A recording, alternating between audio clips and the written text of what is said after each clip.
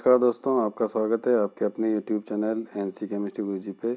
और आज हम बात करेंगे रीट सी टेट लेवल 2 से संबंधित बाल विकास और मनोविज्ञान यानी साइकोलॉजी से संबंधित मॉडल पेपर की।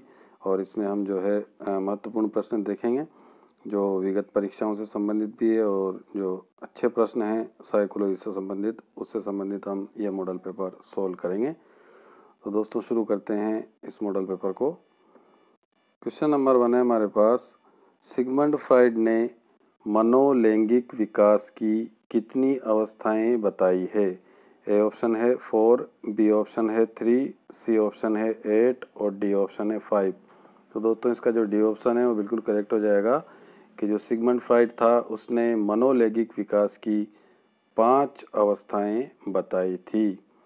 नेक्स्ट क्वेश्चन देखते हैं। नेक्स्ट क्वेश्चन है हमारे पास, मूल प्रवृत्तियों का जनक किसे माना जाता है? ए ऑप्शन है गिलफोर्ड को, बी ऑप्शन है विलियम जेम्स को, सी ऑप्शन है विलियम मैकडूगल को और डी ऑप्शन है एरिक्सन को। तो दोस्तों इसमें जो सी ऑप्शन है वो बिल्कुल करेक्ट हो जाएगा। जो विलियम मैकडूगल था इसको ही मूल प्रवृत्तियों का जनक माना जाता है। नेक्स्ट क्वेश्चन देखते हैं। नेक्स्ट क्वेश्चन है हमारे पास, यदि गणित का अधिगम भौतिक विज्ञान के अधिगम में सहायक हो तो यह किस प्रकार का स्थानांतरण है? ए ऑप्शन है नकारात्मक स्थानांतरण, बी ऑप्शन है सकारात्मक स्थानांतरण, सी ऑप्शन है शून्य स्थानांतरण और डी ऑप्शन है लंबवत स्थानांतरण। तो इसका जो बी ऑप्शन है वो बिल्कुल करेक्ट हो जाएगा, सकारात्मक स्थानांतरण। क्योंकि जो गणित का जो अधिगम है, लर्निंग है, वो अगर फिजिक्स में काम आती है, सहायक होती है, तो इस तरह का जो स्थानांतरण होता है वो सकारात्मक स्थानांतरण की श्रेणी में आता है। नेक्स्ट क्वेश्चन देख लेते हैं। नेक्स्ट क्वेश्चन है हमारे पास, इदम जिसको हम इंग्लिश में बोलते हैं इड, ये किससे संबंधित होता है? ए ऑप्शन है अर्ध चेतन मन से, बी ऑप्शन है चेतन मन से, सी ऑप्शन है अचेतन मन से और डी ऑप्शन है कोई नहीं। तो दोस्तों इसका सी ऑप्शन बिल्कुल करेक्ट हो जाएगा कि जो इड होता है वो अचेतन मन से संबंधित होता है। नेक्स्ट क्वेश्चन देखते हैं। नेक्स्ट क्वेश्चन है हमारे पास, एक व्यक्ति अपने मताधिकार का प्रयोग नहीं करता है, वह सोचता है कि वह भ्रष्ट राजनेताओं को अपना वोट देकर वोट की बेइज्जती नहीं करेगा। तो यह कोहलबर्ग की किस अवस्था से संबंधित है या कौन सी अवस्था के अंतर्गत आता है? ए ऑप्शन है गैर परंपरागत अवस्था, बी ऑप्शन है पूर्व परंपरागत अवस्था, सी ऑप्शन है परंपरागत अवस्था और डी ऑप्शन है उपरोक्त में से कोई नहीं। तो इसका जो ए ऑप्शन है वो बिल्कुल करेक्ट हो जाएगा, गैर परंपरागत अवस्था इसका सही उत्तर होगा। नेक्स्ट क्वेश्चन देख लेते हैं। नेक्स्ट क्वेश्चन है हमारे पास, निम्नलिखित में से कौन सा बाल विकास का सिद्धांत नहीं है? नहीं है पूछा है इसमें कि बाल विकास का सिद्धांत कौन सा नहीं है।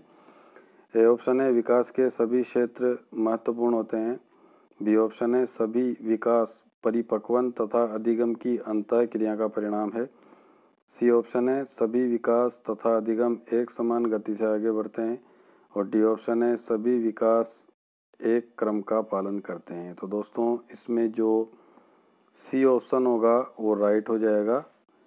ये जो सी ऑप्शन है ये बाल विकास का सिद्धांत नहीं है, क्योंकि इसमें बताया गया है सभी विकास और अधिगम एक समान गति से आगे बढ़ते हैं। तो ये कोई आवश्यक नहीं है, गति में परिवर्तन हो भी सकता है।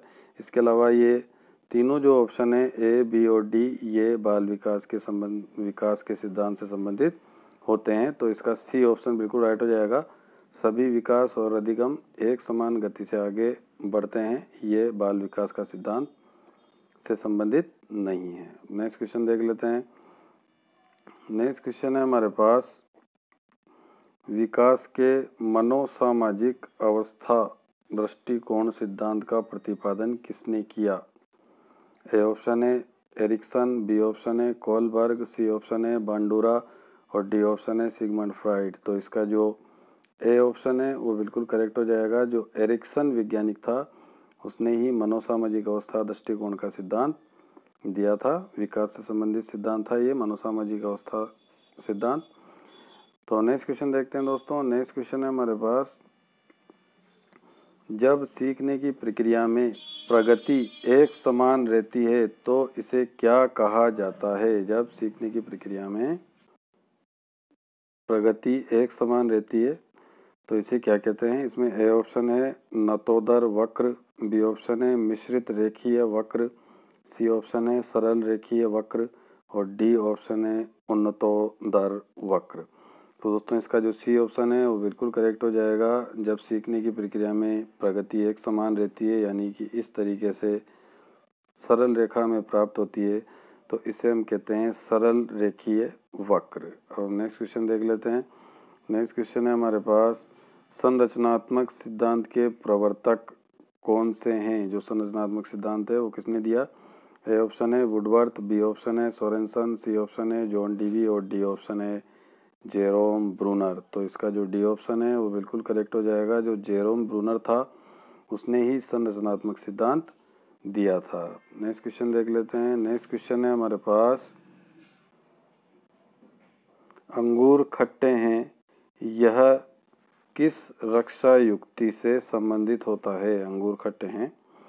ए ऑप्शन है तादात्मीकरण, बी ऑप्शन है पलायन, सी ऑप्शन है औचित्य स्थापन और डी ऑप्शन है आश्रित होना। तो इसका जो सी ऑप्शन है वो बिल्कुल करेक्ट हो जाएगा, औचित्य स्थापन। यही जो है अंगूर खट्टे हैं रक्षा युक्ति जो है इसमें आएगी अपने औचित्य स्थापन। अब नेक्स्ट क्वेश्चन देख लेते हैं। नेक्स्ट क्वेश्चन है हमारे पास, क्रोध पर नियंत्रण पाने के लिए बालकों को किसका अभ्यास करना चाहिए? ए ऑप्शन है आत्मनियंत्रण का, बी ऑप्शन है आत्मानुभूति का, सी ऑप्शन है आत्मचेतना का और डी ऑप्शन है आत्म प्रेरणा का। तो इसका जो ए ऑप्शन है वो बिल्कुल करेक्ट हो जाएगा।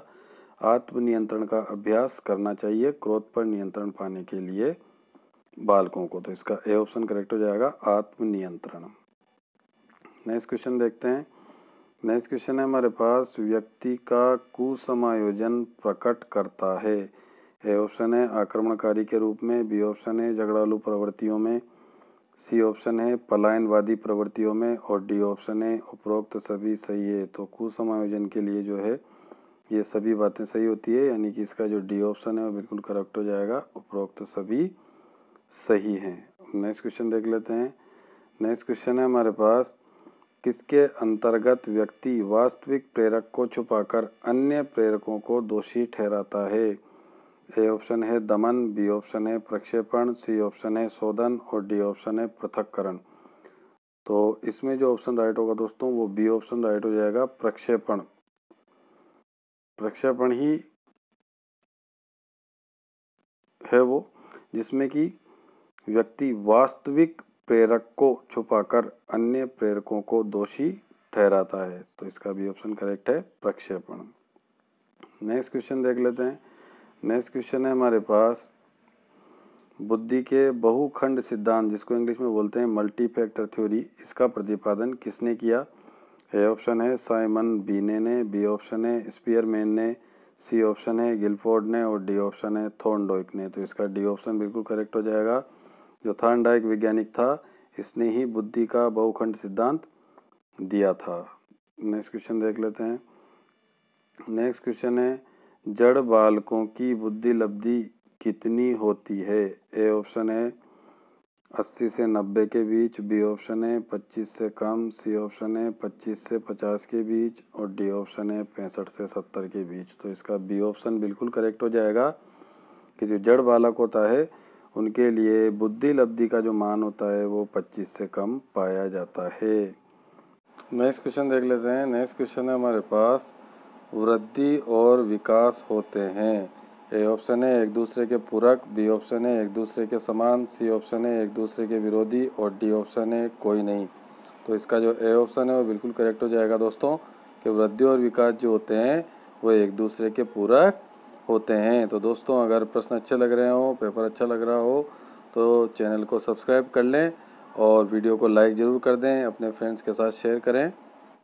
नेक्स्ट क्वेश्चन है हमारे पास, निम्नलिखित में से कौन सा शिक्षण सूत्र सही नहीं है? ए ऑप्शन है सरल से जटिल की ओर, बी ऑप्शन है आगमन से निगमन की ओर, सी ऑप्शन है पूर्ण से अंश की ओर और डी ऑप्शन है सामान्य से विशिष्ट की ओर। तो इसमें नहीं पूछा गया है कि कौन सा शिक्षण सूत्र सही नहीं है।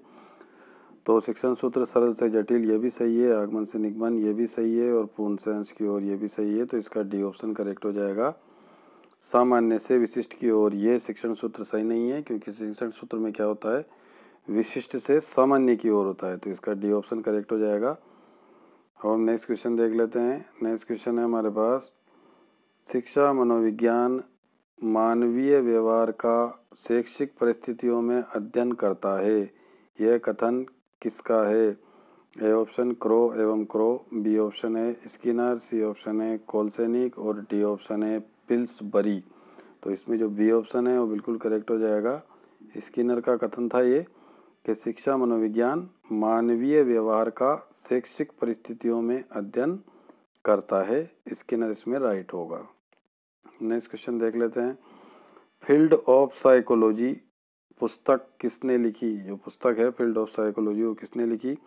ए ऑप्शन है गिलफोर्ड, बी ऑप्शन है जेरोम ब्रूनर, सी ऑप्शन है रूसो और डी ऑप्शन है टॉलमैन। तो इसका जो सही उत्तर होगा दोस्तों वो होगा गिलफोर्ड। ए ऑप्शन बिल्कुल राइट होगा। इसमें जो गिलफोर्ड वैज्ञानिक था उसने ही फील्ड ऑफ साइकोलॉजी पुस्तक लिखी थी। और नेक्स्ट क्वेश्चन हम देख लेते हैं। नेक्स्ट क्वेश्चन है हमारे पास, अनुभव एवं प्रशिक्षण द्वारा व्यवहार में परिवर्तन लाना ही अधिगम है। अधिगम की ये परिभाषा किसने दी थी? ए ऑप्शन है गिलफोर्ड ने, बी ऑप्शन है गेट्स ने, सी ऑप्शन है मॉर्गन ने और डी ऑप्शन है डगलस ने। तो इसमें बी करेक्ट हो जाएगा। जो गेट्स वैज्ञानिक था उसने ही बताया था कि अनुभव एवं प्रशिक्षण द्वारा व्यवहार में परिवर्तन लाना ही अधिगम होता है। Gets is the right answer. हम नेक्स्ट क्वेश्चन देख लेते हैं। नेक्स्ट क्वेश्चन है हमारे पास, अंतर्मुखी व्यक्तित्व वाले व्यक्ति किसमें रुचि रखते हैं? ए ऑप्शन है परिवार एवं मित्रों में, बी ऑप्शन है सामाजिक कार्यों में, सी ऑप्शन है स्वयं अपने में और डी ऑप्शन है कोई नहीं। तो इसका सी ऑप्शन बिल्कुल करेक्ट हो जाएगा कि जो अंतर्मुखी व्यक्तित्व वाले व्यक्ति होते हैं वो स्वयं अपने में रुचि रखते हैं। नेक्स्ट क्वेश्चन देख लेते हैं। टर्मन ने किस आधार पर व्यक्तित्व का वर्गीकरण किया था? ए ऑप्शन है शारीरिक बनावट, बी ऑप्शन है विचारशीलता, सी ऑप्शन है सामाजिकता और डी ऑप्शन है बुद्धि लब्धि। तो इसका डी ऑप्शन बिल्कुल करेक्ट हो जाएगा। बुद्धि लब्धि जो है यही टर्मन ने आधार रखा था जब व्यक्तित्व का वर्गीकरण किया था। नेक्स्ट क्वेश्चन देख लेते हैं। नेक्स्ट क्वेश्चन है हमारे पास, वैचारिक क्रिया अवस्था का काल किसे कहा जाता है? ए ऑप्शन है बाल्यावस्था, बी ऑप्शन है शैशवावस्था, सी ऑप्शन है किशोरावस्था, डी ऑप्शन है प्रौढ़ावस्था।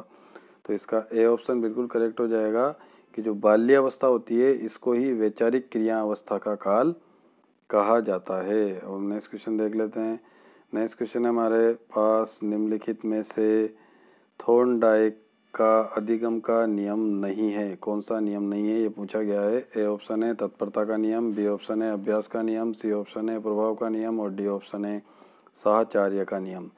तो दोस्तों तत्परता, अभ्यास और प्रभाव तीनों नियम जो है थॉर्नडाइक के अधिगम से संबंधित है, अधिगम के नियमों से, यानी कि इसमें डी ऑप्शन करेक्ट हो जाएगा। साहचर्य का नियम जो है थॉर्नडाइक का अधिगम के नियम से संबंधित नहीं है। नेक्स्ट क्वेश्चन देख लेते हैं।